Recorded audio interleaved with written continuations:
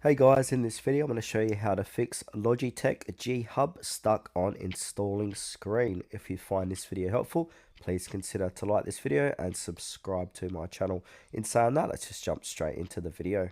Alright, so in order to fix this, we need to end Logitech G Hub processes. So press Ctrl Shift Escape to open Task Manager, look for Logitech G Hub and LG Hub Updater and LG Hub Agent Processes.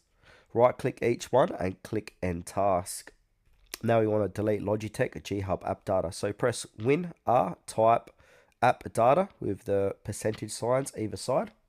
And then from here we need to delete the LG Hub folder inside. So navigate to C Users, your username, App Data, Local. And then delete any LG Hub folders here too. And also delete remaining Logitech G Hub files. So go to Make File, Copy Edit, Program Files, LG Hub, and then delete the entire LG Hub folder if it exists.